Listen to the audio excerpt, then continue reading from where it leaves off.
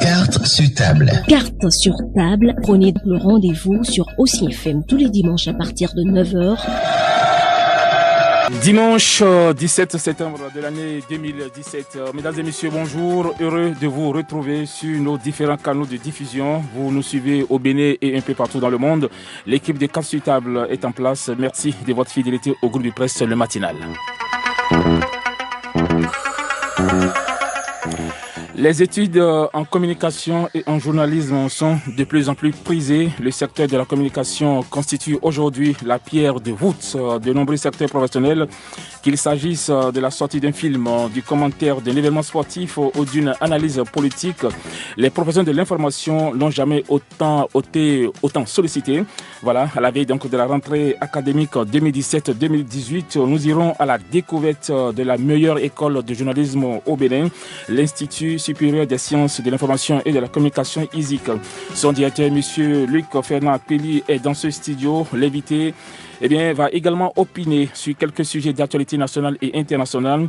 Et si le temps nous le permet, vous aurez donc la possibilité d'intervenir dans cette émission en tapant les numéros 65 00 24 24, 21 33 84 19 ou le 61 53 90 53.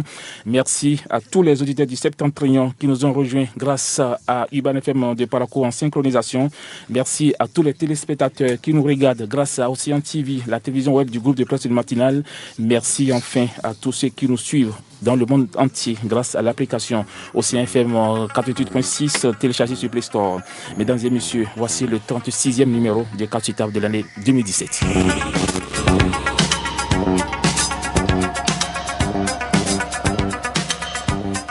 Voilà, les décors est ainsi plantés. Mesdames et messieurs, bienvenue à vous tous. Monsieur Luc Fernand Pelli, bonjour. Bonjour, cher ami Hospice. Comment allez-vous?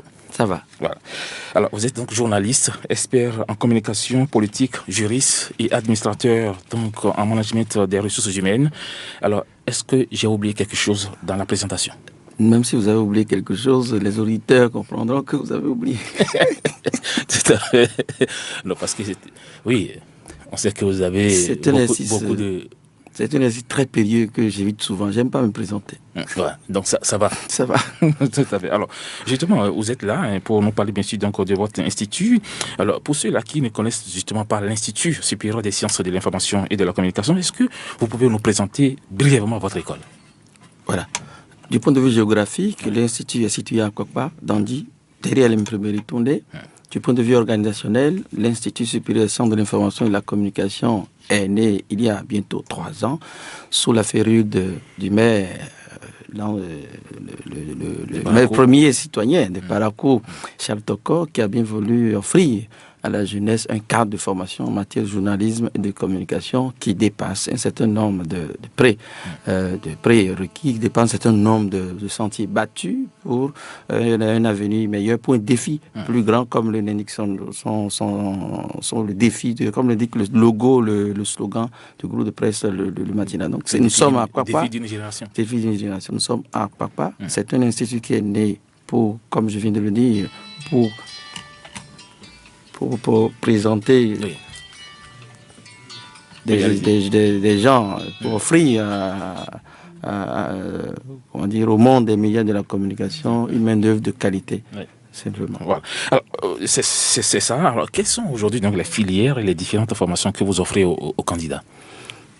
Nous avons seulement 2 filières pour le moment, parce que comme on le dit, qui trop embrasse mal l'État. Nous avons choisi de former seulement en journalisme et en communication pour ne pas nous perdre. Voilà les 2 filières que nous alimentons.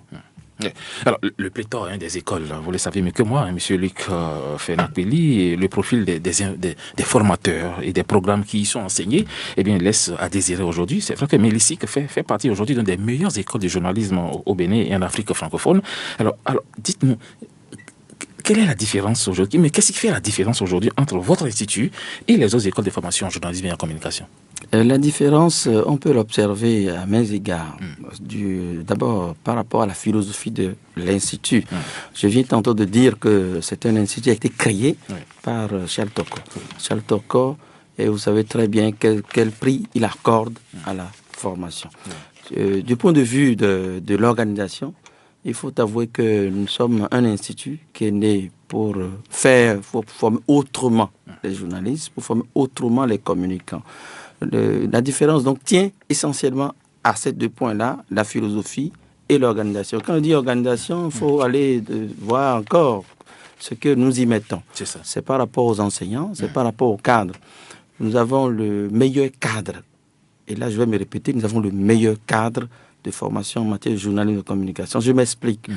Nulle part au Bénin, vous n'allez trouver un institut, une école qui est incrusté dans un groupe de presse ayant dans son escarcelle 2 radios, dont une à Cotonou et une à Parakou. Iban à Parakou, ne pas la nommer. Vous avez un journal, le matinal que tout le monde connaît. Vous avez une grande imprimerie. Il n'est que de venir ici pour voir à quoi cela ressemble. Vous avez une télévision, parce que tout est là, il ne reste qu'un petit papier pour y mettre. Vous avez un service web, vous avez une agence de communication, vous avez d'autres structures connexes. C'était le grand groupe de presse. C'est un grand groupe de presse. Ouais. Donc, je ne sais pas de la publicité, c'est juste un constat que de dire que l'Institut supérieur de l'information et de la communication offre le meilleur cadre aujourd'hui pour faire de la formation sur ces 2 piliers que je viens de tantôt d'énumérer, la communication et le journalisme. Voilà. Alors justement, vous l'avez dit, l'ISIC fait partie du groupe de presse Le Matinal. Alors son PDG, autre que Charles Tokor, vous l'avez bien dit, l'actuel maire de Parakou. Alors il accompagne justement le projet appui éducatif scolaire en milieu carcéral, une initiative de la Fondation Zakari Djibril Sambaou. Alors pourquoi, après le journalisme, Charles Tokor a décidé de s'investir dans l'éducation?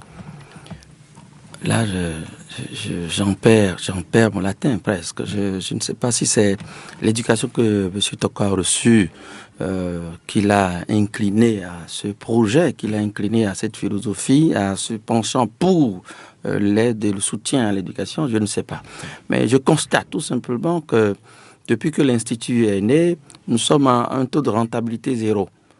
Pour ainsi dire, c'est un institut qui vit essentiellement des ressources du maire Charles Tokor. Et soit dit en passant, nous le remercions parce que, disons-le, il commence pas à être un peu fatigué, essoufflé.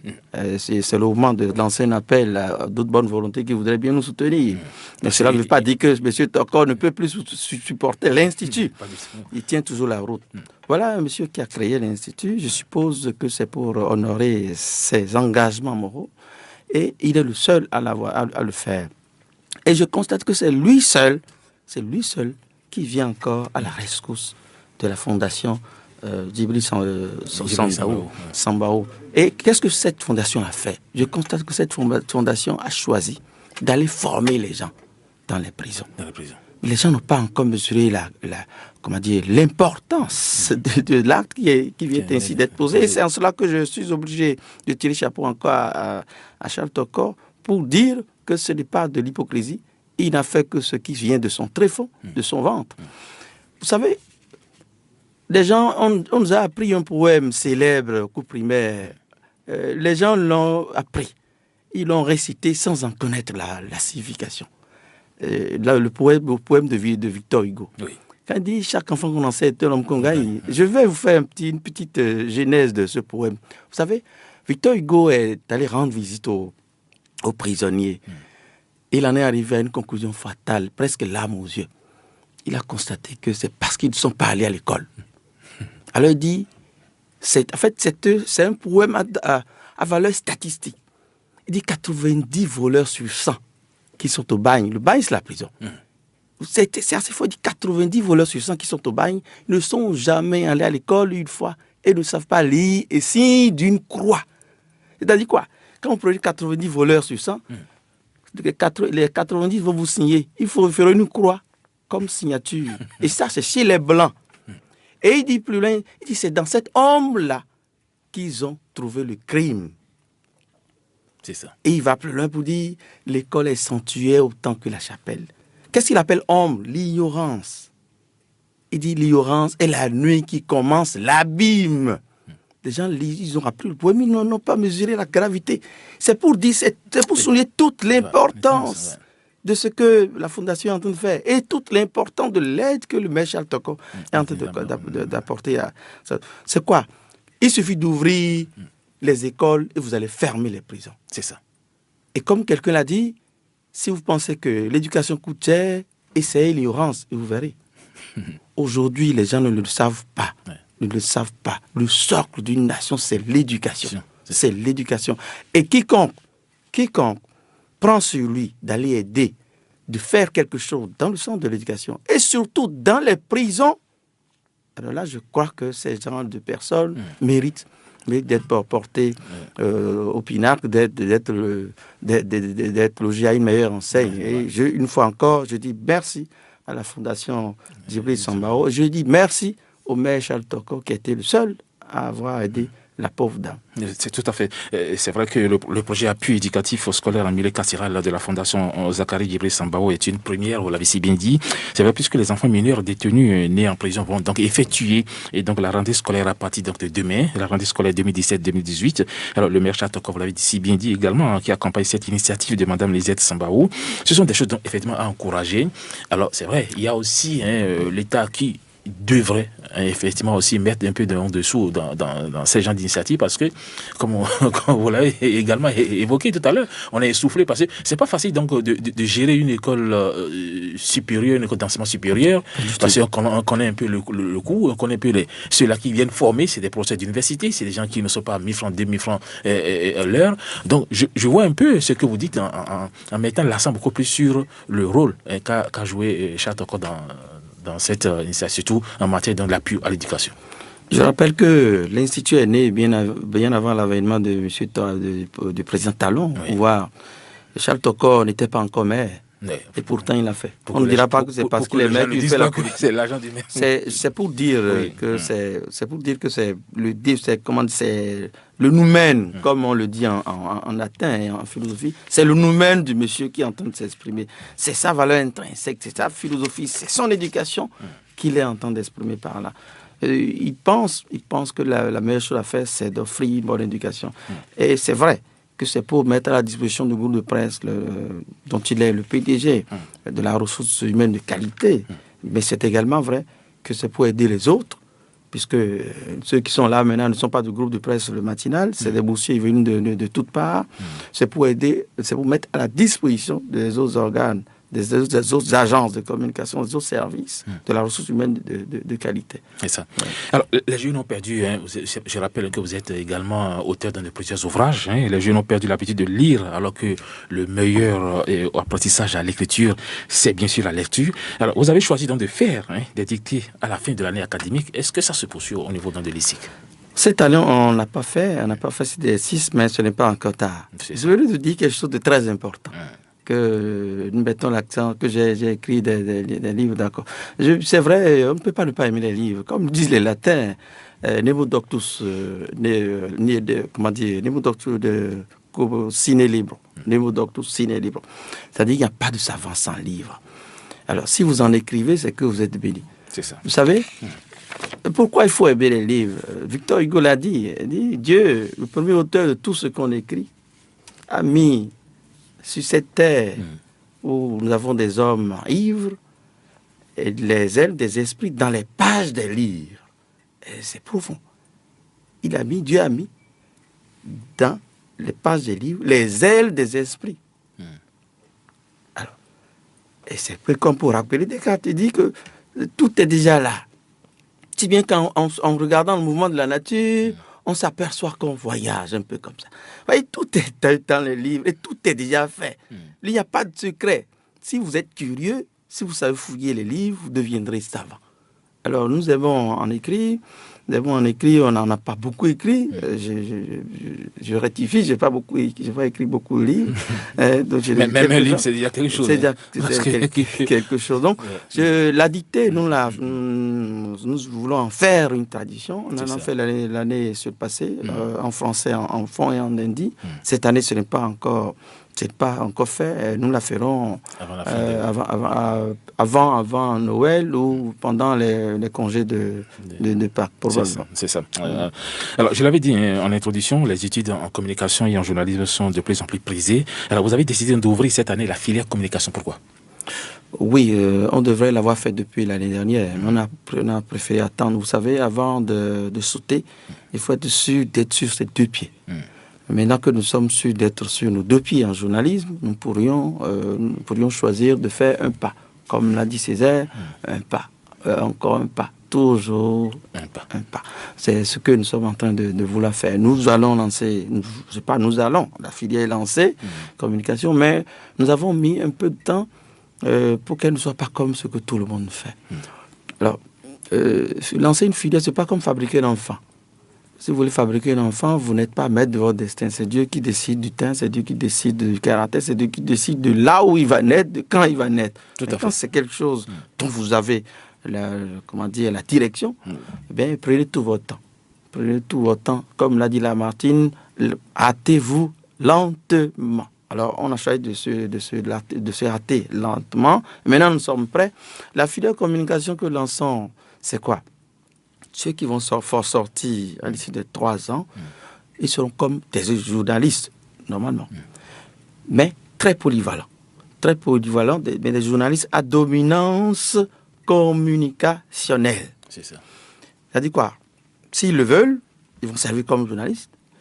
S'ils le veulent, ils vont servir comme des communicants. Mais communicants à titre particulier parce que nous y avons mis des inputs de manière à ce que dans les communes, on puisse les utiliser. On va même les essorer. C'est-à-dire quoi? Ils vont tellement servir qu'on n'aura pas envie de les laisser partir. Autrement dit, tous les journalistes ne sont pas communicateurs et tous les communicateurs sont des journalistes. Tous les communicateurs que nous allons former ici seront formés d'abord comme des journalistes avant d'avoir un profil plus affilié en matière de communication pour servir dans des communes. Non, c'est promis journaliste, on pense qu'on est déjà communicateur. Non. Un journaliste, c'est d'abord et avant tout quelqu'un qui sert l'information. Voilà, c'est un vendeur de l'information. Un communicant, c'est quelqu'un qui fabrique l'information au service de quelqu'un, etc. Voilà la différence. Voilà. Je retiens une phrase de vous, monsieur Luc Ferrand-Pelli, lorsque vous étiez dans ce studio, c'était donc le 4 septembre 2016, si mes souvenirs sont bons. Alors, donc, il y a un peu plus d'1 an, vous disiez, il faut que l'ISIC devienne le nouveau CESTI. C'est une grosse ambition. Une grosse, mais mince aussi. Une grosse ambition parce que les moyens à développer sont grands. Les moyens ne sont pas petits. Et le sacrifice encore moins. Mince, parce que à cœur vaillant, rien n'est possible. Tout à fait. Comme le disent les Anglais, where there is a will, there is a way. Là où il y a une volonté, il y a un chemin. Nous avons la volonté, donc le chemin est là. Nous travaillons à cela. Ce n'est pas un objectif, ce n'est pas une arlésienne, non. Nous pensons que nous allons y arriver à force de volonté de travail. Nous travaillons déjà à cela. On n'est pas encore le CESTI, c'est vrai, soyons honnêtes, mais nous en rapprochons. Il n'y a pas de souci à cela. Dans peu de temps, nous rêvons bien d'être le nouveau CESTI de l'Afrique. C'est d'ailleurs pour ça que nous ne faisons que du journalisme et de la communication. Tout à fait. Je rappelle que le CESTI est la première école du journalisme de l'Afrique de l'Ouest créée en 1966 et que donc 51 ans d'existence. Et depuis 3 ans d'ailleurs, il faut dire que le CESTI compte des Européens au sein de son effectif. Donc d'ici là, on peut accueillir même les Français, les Américains. Non, il n'y a pas de souci. Nous travaillons à cela. Ça va être un peu difficile de dépasser ceci. Oui. Mais à force de volonté, nous y arriverons. Tout à fait. Alors, vous proposez donc une offre pédagogique plus attractive, plus lisible et plus adaptée aux enjeux de formation de demain, puisque la singularité, vous l'avez si bien dit en début donc, de cette émission de l'ISIC, c'est donc cette alliance forte entre la théorie donc, et la pratique. Monsieur, vous disposez donc de radio au CFM, de UBFM de Parakou et monsieur du quotidien de Matina pour former donc les étudiants. Alors, comment ça se passe, la phase pratique donc, de cette étudiant? Bon, chez nous, à l'ISIC, c'est 60% de pratique pour 40% de théorie. C'est ça. L'ISIC, c'est évidemment les contraintes du LMD. Nous respectons les formats imposés par le LMD, mais nous y ajoutons ce qui nous est propre. Ce qui nous est propre et ce que nous avons de plus que les autres, c'est la pratique. C'est la pratique. Quand vous avez des atouts, il faut savoir les exploiter, les surexploiter. Alors nous y travaillons, c'est 60% de pratique, disais-je, contre 40% de théorie. Chez nous, c'est plus ou moins dur. C'est plus ou moins dur. Ce n'est pas la pléthore de matières, mais les matières qu'il faut, juste ce qu'il faut pour que les gens soient bien formés. soient bien formés. En cela, nous mettons l'accent sur la maîtrise des langues, à commencer par le français que nous parlons, ensuite l'anglais, et enfin, pour ne pas dire d'abord et avant tout, les langues nationales. Chez nous, quand vous venez à l'ICIC, après 3 mois, vous devrez être en mesure d'écrire la langue que vous avez bu dans le sein de votre maman. Voilà, c'est ça. Et il n'y a que l'ICIC seul qui le fait. Et à l'ICIC, après 1 an, vous devrez être en mesure de produire des articles, de faire des productions en langue nationale. On voit ça dans le quotidien, le matinal. Merci beaucoup. D'écrire, les gens écrivent des articles. Ils font des productions professionnelles en langue nationale. Nous sommes le seul à le faire. Le matinal est le seul à le faire. Évidemment, il est le relais de l'Institut. Alors, ça fait partie des choses que nous faisons ici. On ne quitte pas les sites sans savoir démarrer une machine d'imprimerie. Ah bon? Non, vous n'allez pas finir chez nous. Vous n'allez pas finir ici pour qu'on vous blisse. Un imprimeur ne peut pas vous dire c'est quoi, offset, c'est machin, magenta. Non, on ne peut pas vous dire. Non, personne. C'est une formation complète. Non, on travaille à ça. Personne ne peut oublier. Personne. Vous devez. Les installations sont là, elles ne servent qu'à ça. C'est ça. Donc, et le personnel aussi, tous les jours, on les utilise pour ça. Voilà. Parlons, monsieur, donc des enseignants maintenant. Les enseignants, on m'a taxé d'être un peu rigoriste, mais c'est pour la bonne cause. Je vais vous raconter une petite anecdote. J'ai capitalisé beaucoup de rancune avec un certain nombre de gens dans la presse déjà. Parce que on me reproche de ne les avoir pas associés à l'ICIC. Et tout le monde se découvre, tout le monde s'est découvert une âme d'enseignant. Et pour moi, quand vous n'êtes pas d'un certain niveau, quand vous ne remplissez pas de plus de critères que je n'en veux, je ne vous appelle pas. Quand bien même on donne un nom pour intervenir ici, ce que je fais, la première chose que je fais, c'est de faire un sondage autour de la personne. J'appelle 2, 3 postes. Je veux m'assurer que celui dont on m'a communiqué le nom là était à la hauteur de la tâche qui est d'enseigner avant de l'appeler. Une autre anecdote, et là le PDG il comprendra. Vous savez qu'il m'a été donné, vous savez que j'ai été en mesure de dire non à un enseignant que celui qui a créé l'école m'a proposé. Ah oui. Ah oui. C'est rare. Oh, j'ai refusé.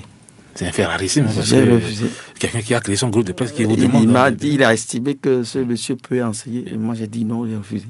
Comment? Après une enquête de moralité? Non, pas enquête de moralité. J'ai estimé que... Il n'est pas... Il n'a pas l'air... Il n'est pas... c'est le niveau d'études que c'est basé. Non, c'est pas le niveau d'études, j'ai refusé. J'ai estimé que il lui reste encore un peu. C'est ça. Vous intervenir. Parce qu'aujourd'hui, quand question comme ça, c'est vrai que les étudiants massacrent le français. Et même quand vous faites la maîtrise, vous faites le master, on constate aujourd'hui que le français a baissé. Et il va falloir quand même relever un peu le niveau des étudiants. Parce que quand on est journaliste, tout le monde pense que il doit être le boss en français. C'est pas toujours ça. Mais quand même, quand vous parlez tout au même, quand même, il y a des élites, des gens qui vous écoutent.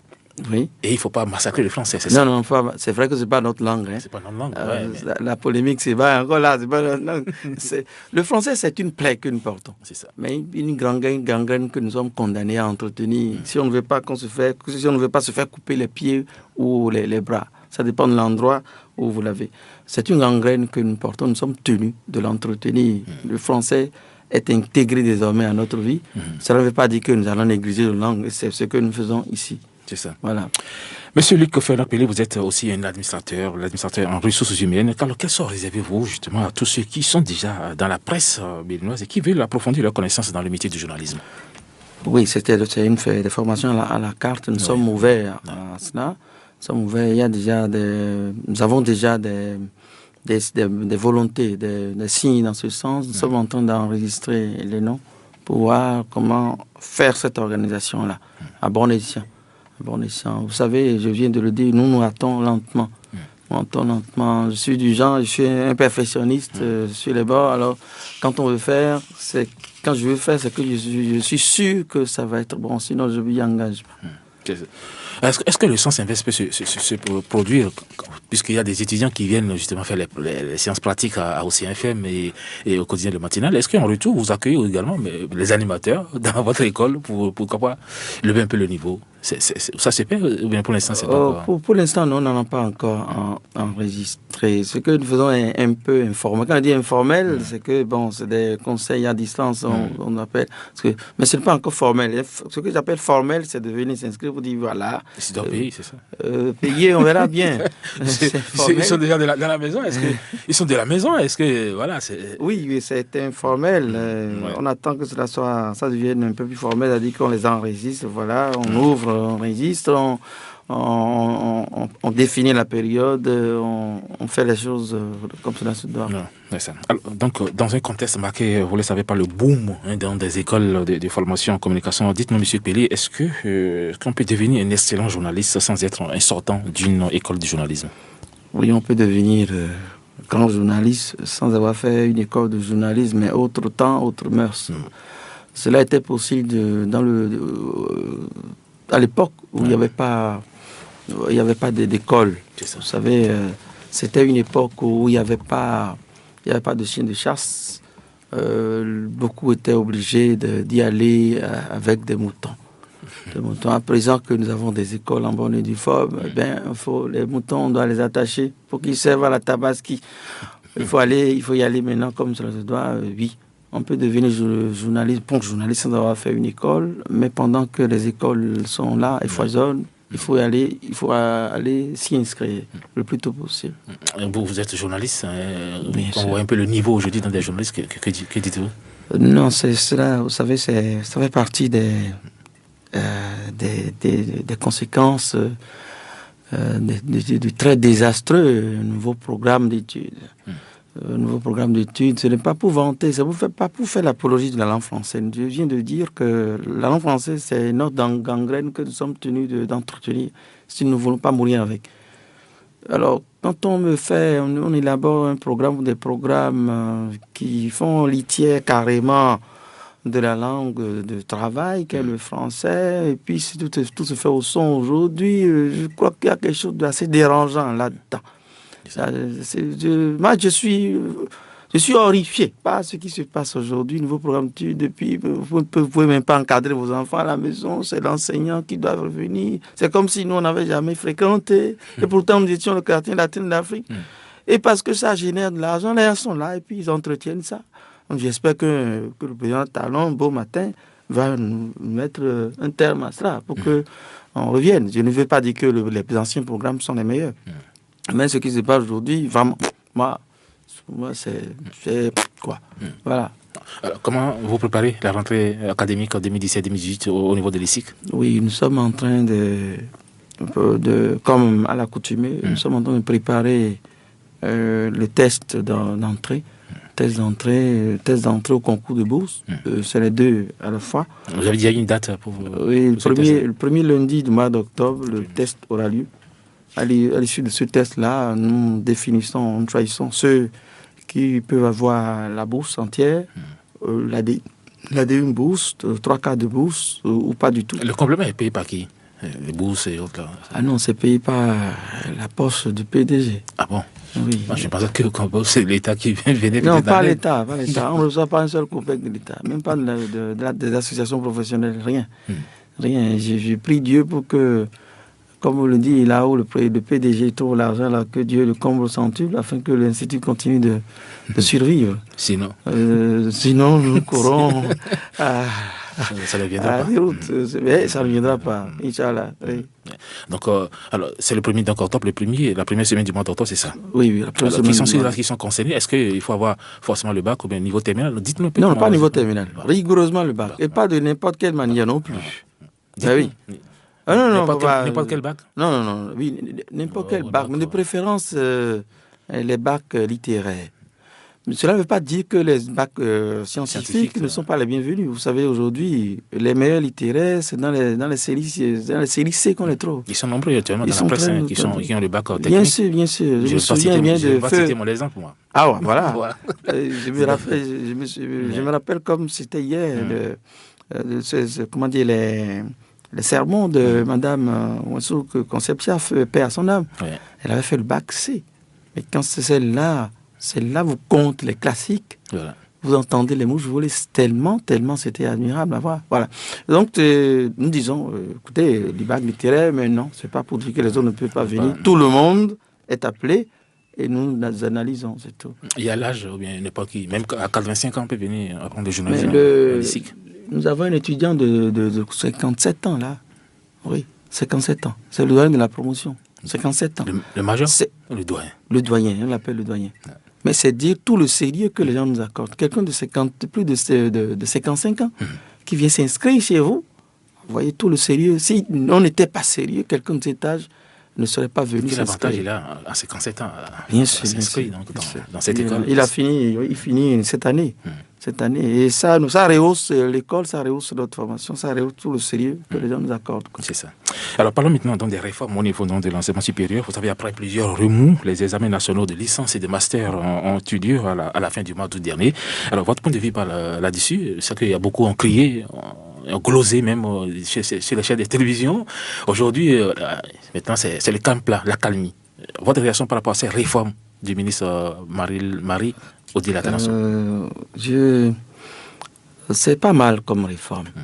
C'est pas mal comme réforme, mais comme on le dirait d'un élève bon ou moyen, ou même excellent, peut mieux faire.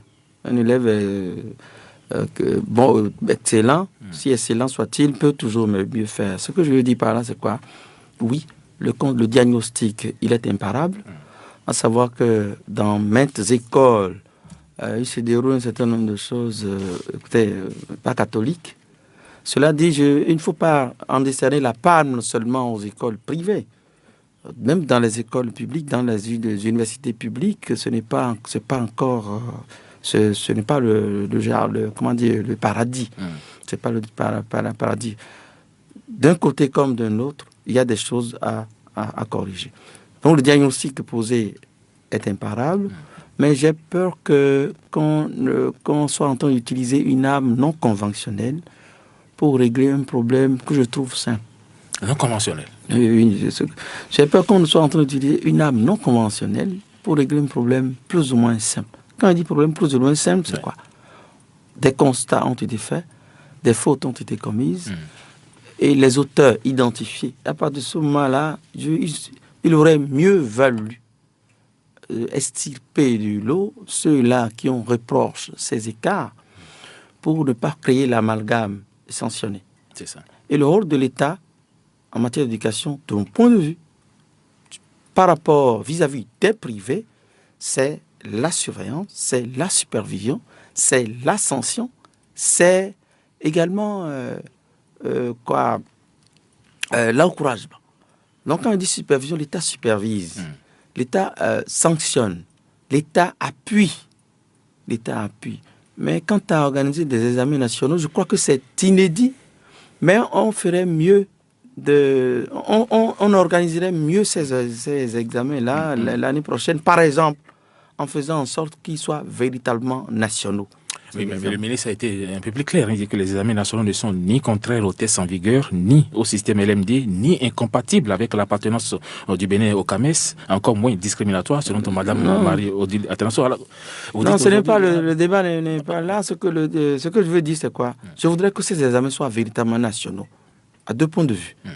Premier point de vue, c'est qu'on mette tout le monde, comme nous faisons le bac aujourd'hui, comme on fait le BTS, que les examens soient nationaux. On met tout le monde sur le même pied. On propose les épreuves, vous venez du privé ou du public, tout le monde compose.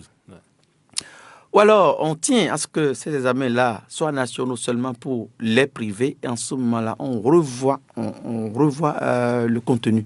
Revoir le contenu, c'est faire en sorte que les épreuves soient les plus exhaustives que possible. Parce que quand on dit examen, c'est qu'on vous évalue dans la plupart, pour ne pas dire toutes les matières que vous avez affrontées durant votre cursus. Et en l'espèce, ce n'est pas encore le cas.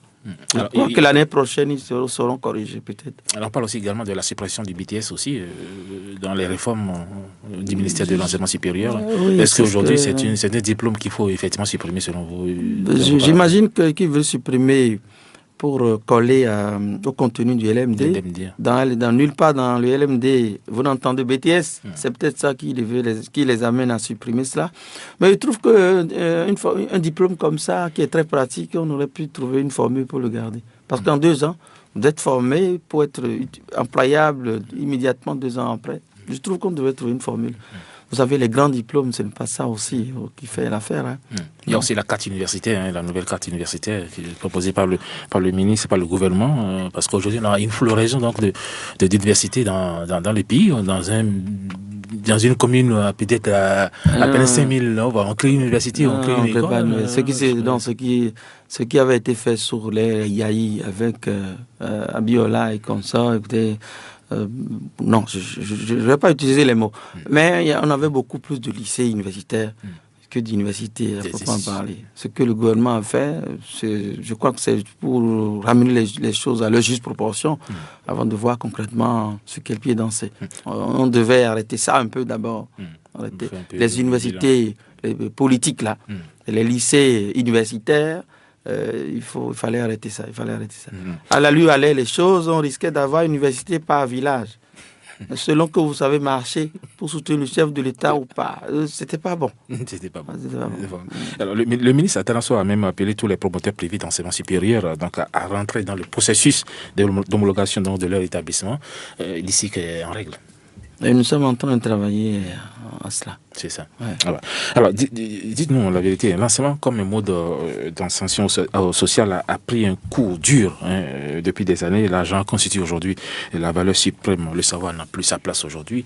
Et heureusement qu'ici, c'est le PDG qui met la main à la poche. Dans d'autres établissements, on voit que on accueille tout le monde sans gens qui ont peut-être 2 ou 3 moyennes dans les universités. On les accueille parce que l'argent est là. On verse 500, 800, voire 1 million. Et puis ça, c'est ça aussi le véritable problème que connaît l'enseignement privé. Oui. Monsieur Pelli. Oui, ce qui se passe aujourd'hui, est assimilable à la vie des journaux. Ah oui. Il faut pas permettre au mal de naître.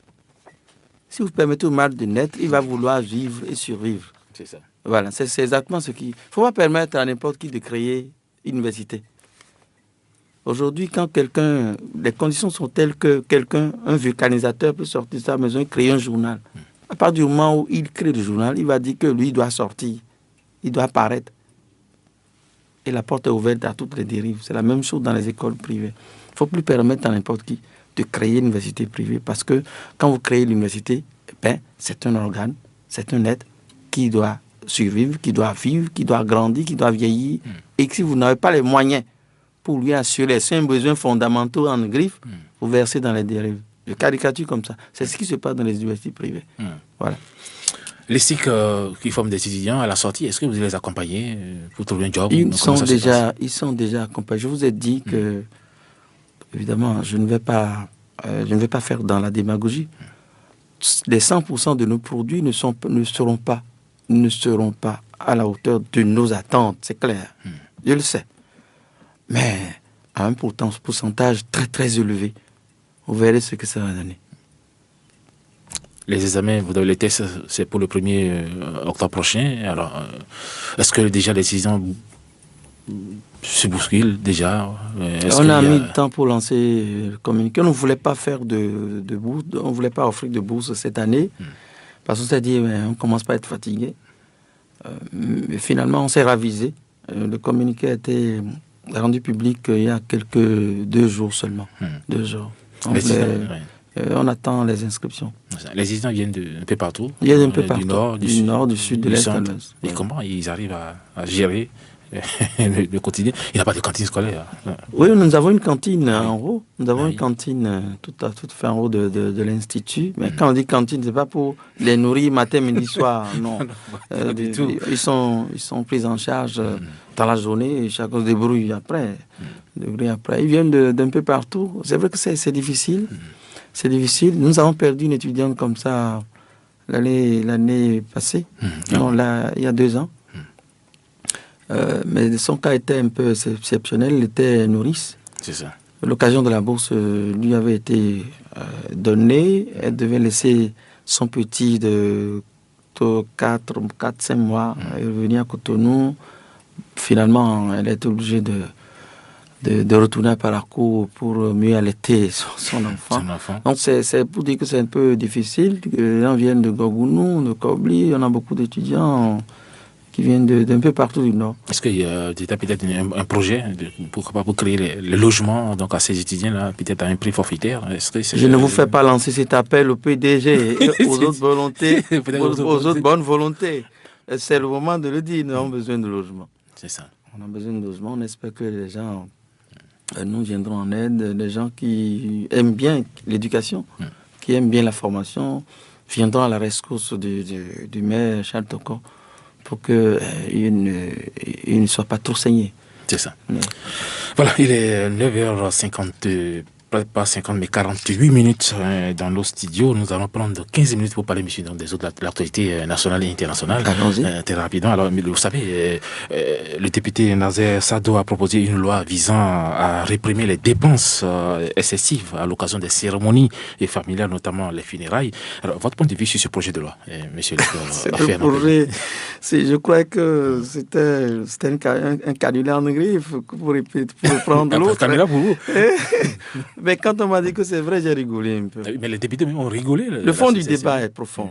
La mesure que le député Nazer Sado est en train de proposer, à la limite, c'est pour rire. C'est une loi presque putative. Non, et puis ça se fait. Il est en train d'organiser le crime en plein cœur d'Aïnovi. Ah oui. Mais c'est à Porto-Nouveau qu'on organise à Gor. Lui, il veut interdire à Gor à Porto-Nouveau. Mais j'ai bien peur pour lui. On va dire, attention, il a eu la chance que ses collègues se soient contentés seulement de colibé. Mais parce que lorsqu'on prend l'article 2 de ce projet de loi, il est écrit le montant total des dépenses en denrées, boissons, achats de fosses, frais de morgue, cercueil et habillement de la personne décédée ne doit pas dépasser 500 000 francs CFA. Alors, le député Sado a même prévu que dans la loi, que la consommation de l'alcool, par exemple, sera également strictement bannie. Je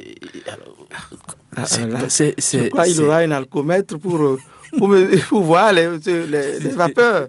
Et les vapeurs que chacun des gens va émettre, c'est ça? Non, soyons sérieux. Il est sérieux dans ce non, il peut pas être, non, il n'est pas sérieux. Mais il ne peut pas dire qu'il est sérieux. Il fait une croisade, c'est ça le problème. Il est en train donc de ventiler. Ce qu'il est en train de faire ne manquera pas d'effet.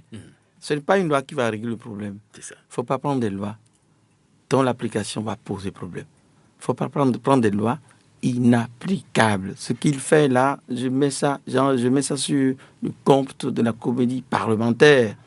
J'y vais un peu fort, mais c'est de la comédie parlementaire. C'est pour s'attirer un peu de visibilité, peut-être. Mais ça n'aura pas de portée juridique, ça n'aura pas de portée. Pas surveiller toutes les familles. Non. C'est pas possible quand même. Par contre, il fait bien de soulever le problème, de retourner le couteau dans la plaie pour éveiller les consciences. C'est une question d'éducation, c'est une question de sensibilisation.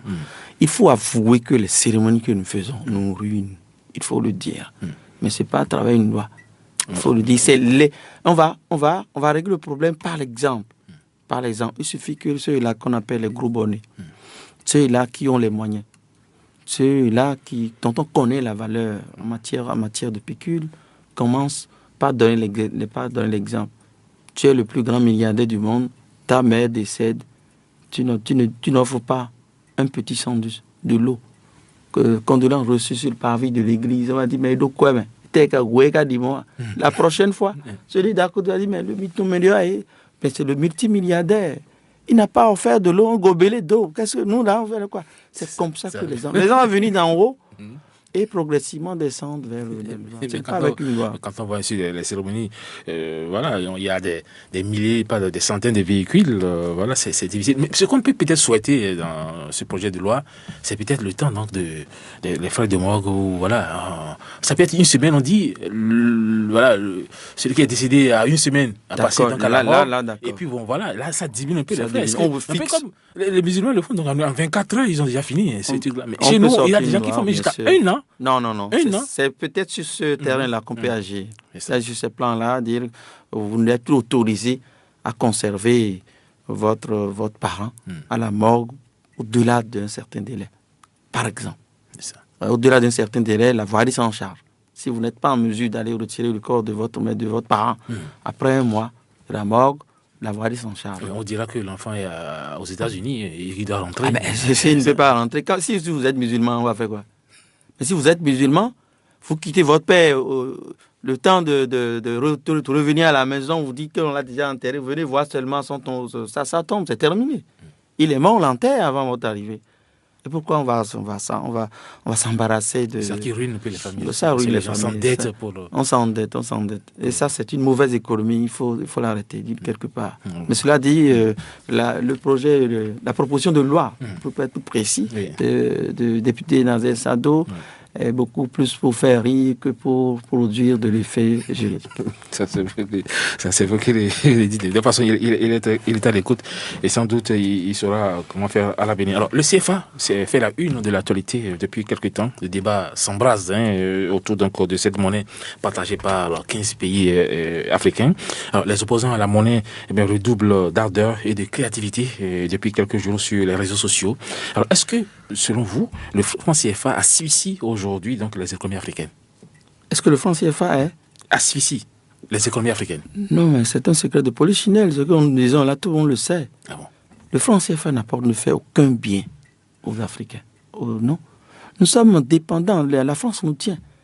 La France nous tient. Il y a il y a des autorités françaises qui l'ont avoué. Angela Merkel l'a dit, les Allemands l'ont dit. C'est le CFA qui nourrit la France, qui retient la France, qui tient la France debout. Nous le savons. Mais aucun dirigeant africain ne peut oser. Pourquoi? Se dire ce que Tshisekedi est en train de faire. Parce qu'on va faire coup d'État. Ah oui. Alors on va faire coup d'État. Tout de suite. Si on ne fait pas coup d'État, on va organiser une rébellion. Contre vous tout de suite. On va organiser des syndicalistes contre vous. Vous ne pourrez pas. C'est un travail de longue haleine. Qu'est-ce qu'il faut faire concrètement aujourd'hui? Il faut un sursaut, patriotique d'ensemble. C'est une décision qui doit être prise au même moment par les mêmes dirigeants, de manière à ce qu'on ne dise pas que c'est tel qui était l'instigateur de cette décision. Donc vous encouragez notre compatriote Kémi Séba? À 500%. Ah oui. Si on avait les moyens, on se joindrait à lui. À 500%, ce que Kémi Séba fait là, ce n'est que justice. Les gens l'accusent d'avoir brûlé un billet de 500 francs. Mais vous savez ce qui s'est passé en Tunisie? Le printemps arabe est né de l'immolation, d'auto-immolation de quelqu'un, vie de chômeur, de surcroît. Se donner la mort. Pour sauver. Ce n'est pas 500 francs qui donne la vie à un. Il s'est donné la mort pour sauver, je ne dirais pas un pays, pour sauver tout le Maghreb. Alors quand on dit la bleue 500 francs, oui, la bleue 500 francs. On a vu tout l'effet que ça produit. Alors qu'on arrête ce débat de la bleue 500 francs. Il n'a pas tué quelqu'un, il ne s'est pas donné la mort. Si c'était donné la mort sur la place, on a dit, mais il a fait le con. Mais il faut des gens pour se sacrifier. Nous avons perdu le sens du sacrifice et cela est grave. Surtout au niveau de la jeunesse. Oui, mais d'aucuns disent qu'il vaut mieux aborder cette affaire du CFA sous l'angle économique et pas sous celui du complot français. C'est ce que beaucoup de gens, les économistes, c'est ce qu'ils disent. Non. Oui, ils n'ont pas totalement raison, ils n'ont pas totalement tort non plus. Voilà. Vous savez, c'est sur les deux angles, c'est sur les deux tableaux. Les gens vous empêchent de produire d'une manière ou d'une autre parce qu'ils savent que si vous êtes fort, regardez, à titre d'exemple, les pays anglophones, si vous les prenez tous, chacun d'eux a sa monnaie. Autant qu'ils sont, ils nous dépassent. Le Ghana, le Nigeria. Le Nigeria, avec son naira. Même la petite Gambie. La petite Gambie, regardez. Et nous, on est là. On dit CFA. Vous savez, la BCAO, ceux qui travaillent à la BCAO, là, ils sont tous des commis de l'État français. Tous des commis de l'État français. Quand on dit, on vient de la BCAO, ça me fait rigoler. C'est des fonctionnaires français. Ils c'est la France qui leur enjoint de faire ci ou de faire ça. Mais on vient jouer les BCAO. BCAI, je sais pas. Ça me fait rigoler. Non, écoutez, quand vous connaissez le fond de l'affaire, il y a des choses que vous n'allez pas aimer. Ils n'ont aucune valeur. Les gouverneurs qui sont tous dirigés par... Non, écoutez, ils continuent d'être comme des commis de l'État français, ils sont là. Le jour où nous aurons notre propre monnaie, ça va nous secouer un peu. C'est comme des antibiotiques très forts. Ça va nous secouer, nous allons dandiner, mais on finira par se relever. Par se relever, absolument. Il faut avoir sa monnaie. Si quelqu'un d'autre qui a l'arme qui vous protège en main, comment voulez-vous être mieux protégé? Mais le président ivoirien a dit niet. Ben écoutez, le président ivoirien, je n'en dirai pas plus. Ivoirien, vous avez dit non. Alassane Draman Ouattara. Celui que les Français ont installé après avoir chassé Gbagbo. Vous voulez que Ouattara dise quoi? Ancien fonctionnaire, ancien directeur adjoint du FMI. Et tout ça. BCAO. S'il y a quelqu'un, s'il y a un gourou de la BCAO aujourd'hui, c'est pas Ouattara. Ouattara, il va faire quoi aux Français? Non, vous n'allez pas chercher Ouattara. Ouattara, il sera le premier à lutter contre vous. Si on dévalue le franc CFA, les milliards des présidents français, des présidents africains, ça devient quoi? Il faut qu'ils aient l'assurance d'avoir placé le milliard hors du territoire, hors du continent, avant de passer à une autre monnaie. C'est ça. Alors, c'est une première également dans l'histoire du Kenya et même du continent africain. La Cour suprême du pays a régné d'un trait l'élection présidentielle du 8 août dernier. Alors, la commission électorale avait proclamé le président sortant Uhuru Kenyatta avec 54,27% dans des voix, mais son rival historique, Raila Odinga, avait dénoncé des fraudes et saisi même la plus haute juridiction du pays. Alors, après 2 semaines, la Cour a décidé donc de la reprise des élections. Alors, comment vous réagissez donc par rapport à cette information, je ne dirais pas que c'est un séisme du côté du Kenya. C'est un grand coup. C'est un grand tremblement de terre. Et écoutez, ça c'est comme un viatique.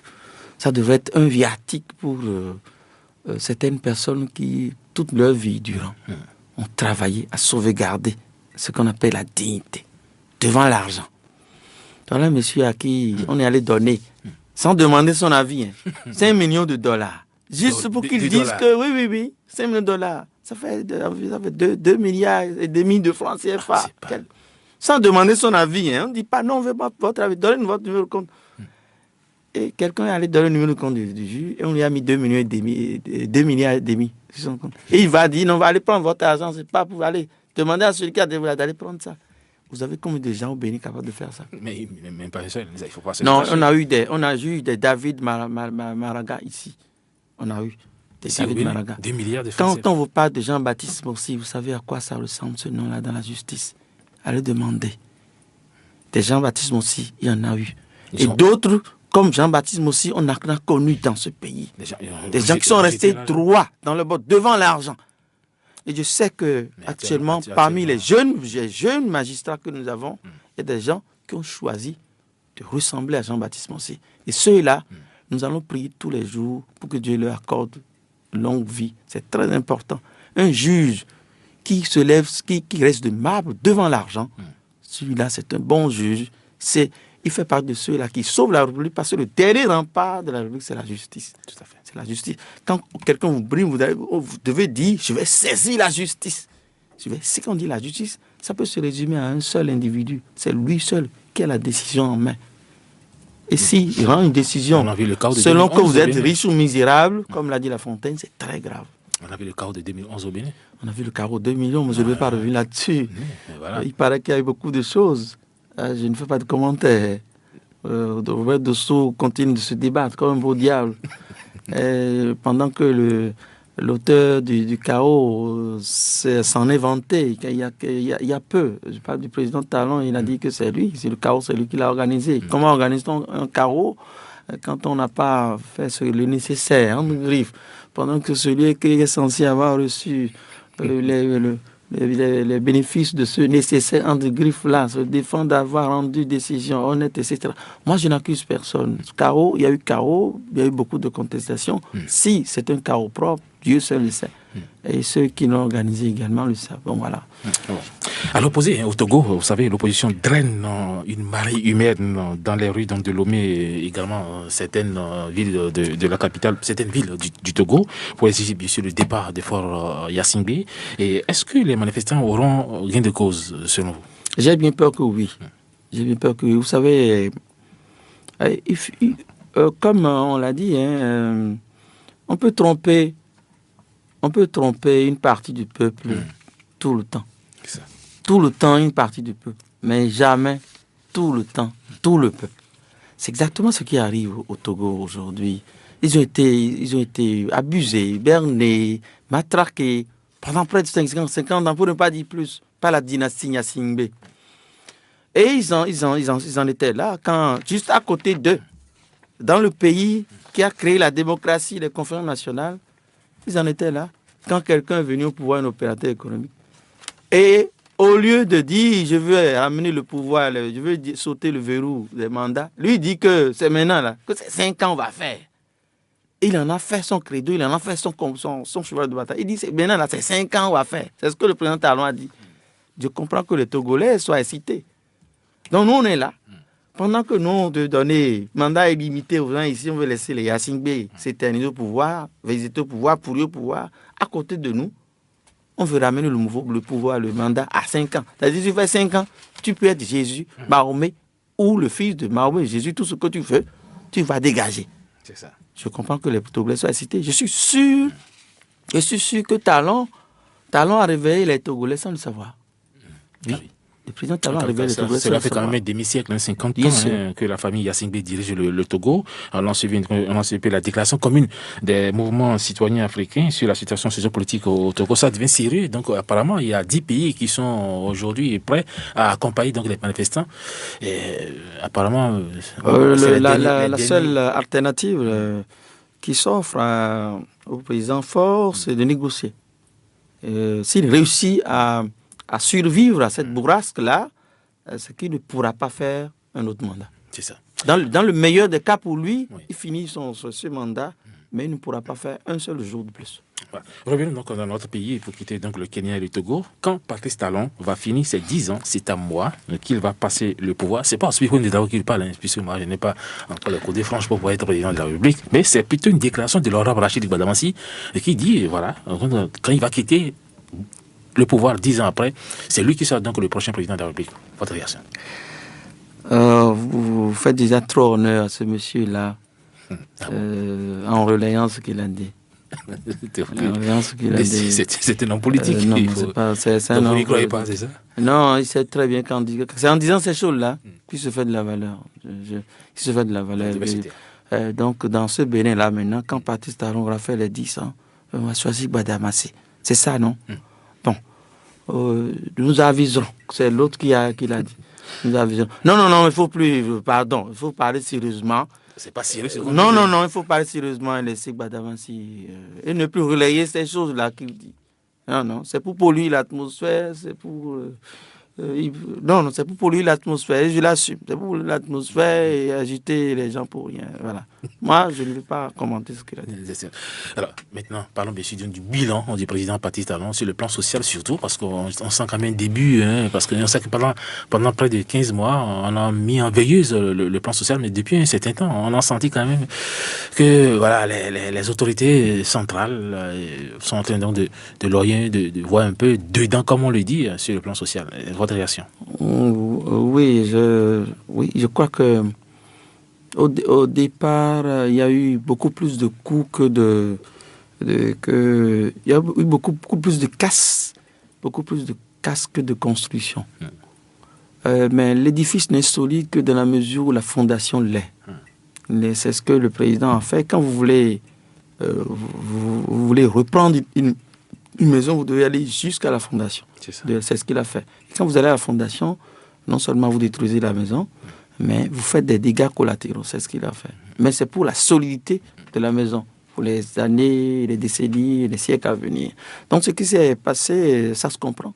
Ça se comprend que les gens aient ressenti ça avec beaucoup de douleur. Ça se comprend également. Le président Talon en a pris la juste mesure et il a commencé par prendre les mesures qu'il faut pour panser les plaies, pour sécher les pleurs et aider les gens à retrouver le sourire. C'est ce qui est en train d'être fait. Je souhaite qu'il continue dans ce sens et que d'autres mesures soient prises pour aider les Béninois à retrouver le sourire.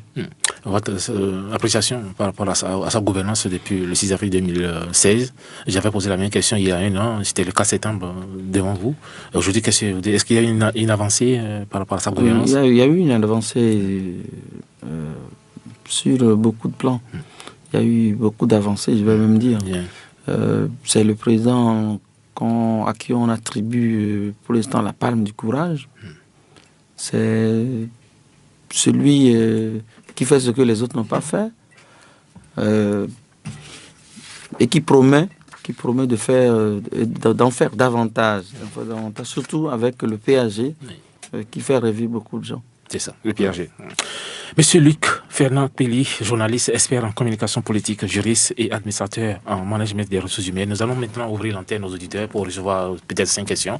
Et puis après, vous allez réagir par rapport aux différentes préoccupations des auditeurs. Par rapport donc au marché gré à gré, le chef de l'État, vous le savez, a tapé du poing sur la table. Il a décidé de mettre fin donc à ces marchés gré à gré qu'on a constaté sur le terrain depuis un certain temps. Est-ce que vous êtes satisfait par rapport à ce courrier adressé au ministre des Finances? J'avoue que je ne suis pas très bon en matière de passation de marchés publics. Je n'en maîtrise pas. On en a fait. Oui, il paraît qu'il y en a eu. Il y en a eu au début de son mandat et qu'à mi-chemin, il a tapé du poing sur la table pour mettre fin à cela. Je crois que si c'est le cas, ce n'est que justice. On va souhaiter que les mesures de suivi soient prises pour que les gré à gré la cessent, c'est tout. On a vu quand même, par exemple, au niveau des PADMU, un marché gré à gré de 500 millions de francs CFA au nez à la barbe du ministre de l'économie et des finances. C'est vrai qu'aujourd'hui, l'entreprise traîne une dette de plus d'1 milliard de francs CFA. On a laissé faire sous le régime Boni Yahi, et aujourd'hui, on récolte les pots cassés, c'est ça. Non, vous savez, chaque régime a ses temps forts et ses temps faibles. Mais disons tout simplement que le temps Talon a connu ses temps faibles. C'est soit ses temps faibles et qu'il est en train d'amorcer ses temps forts. Maintenant, ses temps faibles, c'est le marché de gré à gré. C'est ce qu'on a dit. Il paraît qu'il y en a eu au début, je n'en ai pas la preuve. C'est les casses que certains trouvent un peu trop poussées, etc. Moi, tout ça, pour moi, c'est les temps faibles du régime. Il vient amorcer ses temps forts. Et cette fois-ci, je crois que c'est pour de grandes choses. On voit aussi que le président Patrice Talon dirige le pays en roue libre. Il n'y a pas une opposition forte, justement, pour le titiller. Aujourd'hui, est-ce qu'on peut diriger un pays sans opposition? Non, c'est dommage. C'est dommage. Vous savez, la démocratie, ce qui fait vivre la démocratie, c'est une opposition forte, qui est prête à payer le prix. Souvenez-vous, sous Soglo ici, il y avait une opposition très très forte à l'Assemblée. Et ça faisait vivre la démocratie. Il y avait des débats. Aujourd'hui, il n'y en a plus. Parce que vous savez, non, on n'a pas de parti politique. La vie politique est devenue ce qu'elle est.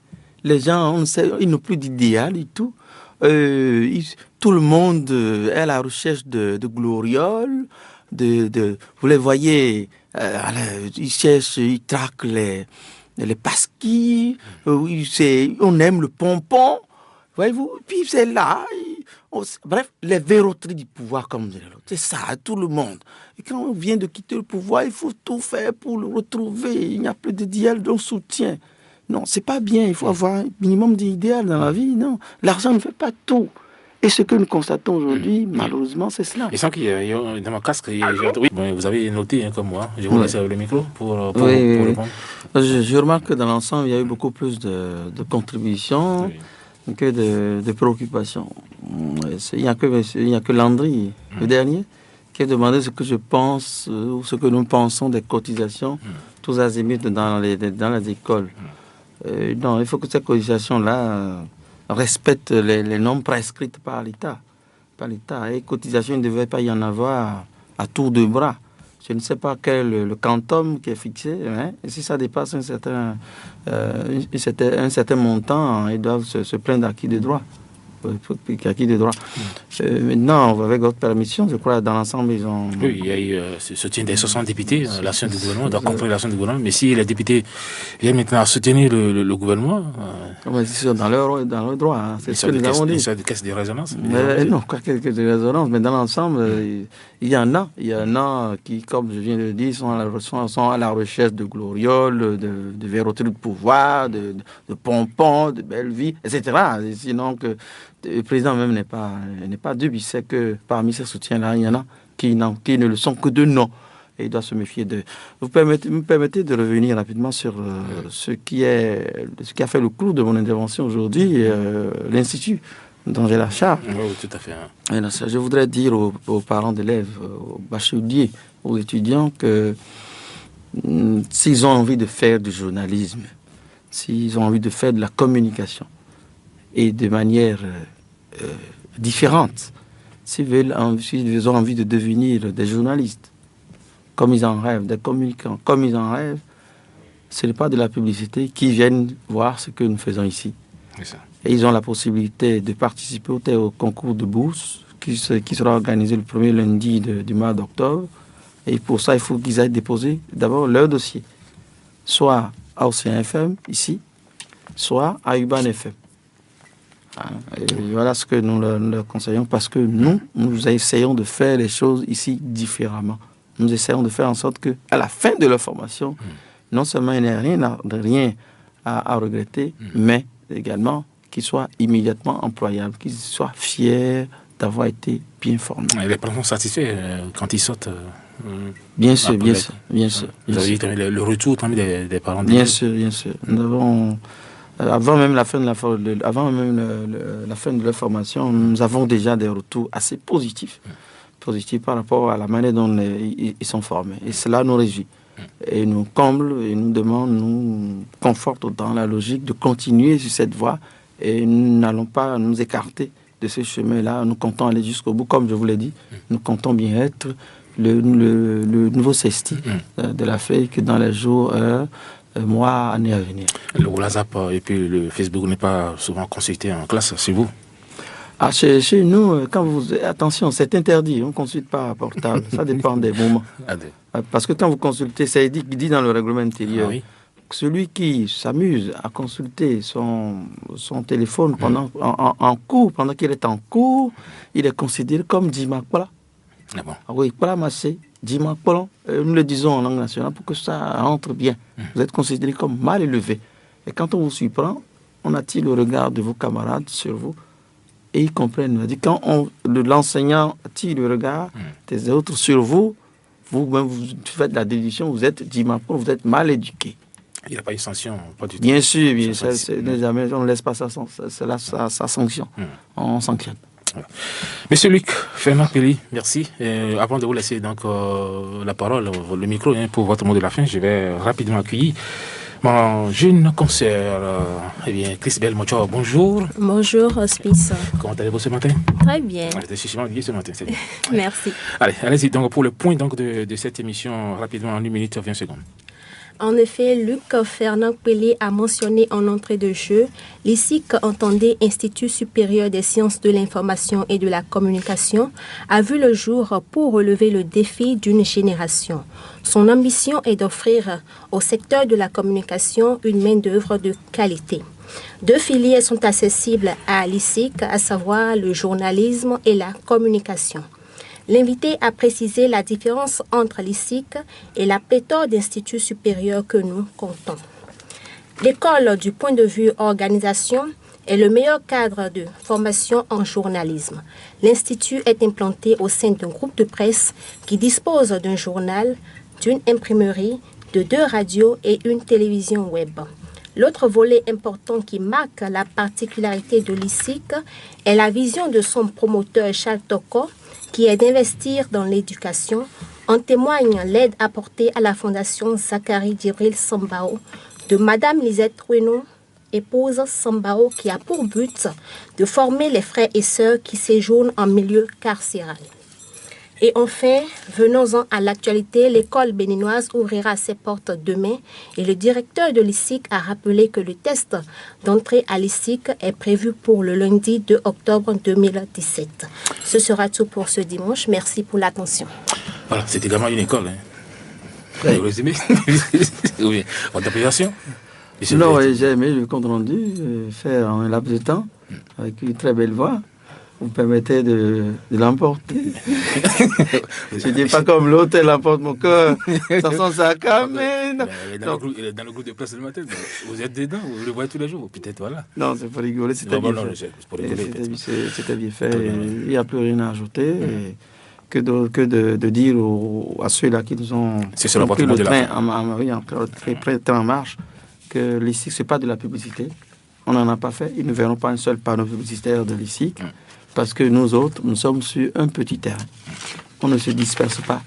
On n'a pas une carrière de formation. Comme on le dit, qui trop embrasse, mal étreint. On ne veut pas étreindre. C'est pourquoi nous avons choisi seulement 2 filières pour être efficaces. On y restera.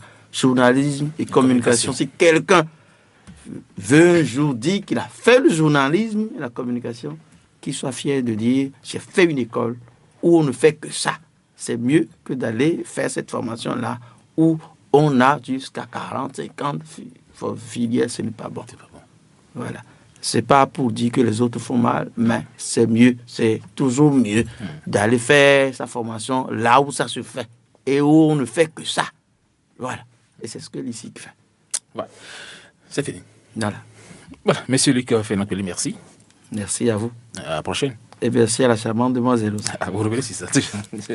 Voilà, mesdames et messieurs, donc c'est sur cette note de gaieté et d'ambiance dans ce studio que nous mettons donc fin à cette émission. Il était en studio, et comme invité, le directeur de l'Institut supérieur des sciences de l'information et de la communication ISIC Bénin, monsieur Luc Fernand Pelli. Et merci à toute l'équipe technique de Urban FM de Parakou, dirigée de main de maître par mon ami Pateno Gomez. Merci à Semiat Yessoufou qui a tenu à bout du bras donc la caméra de Océan et Télévision.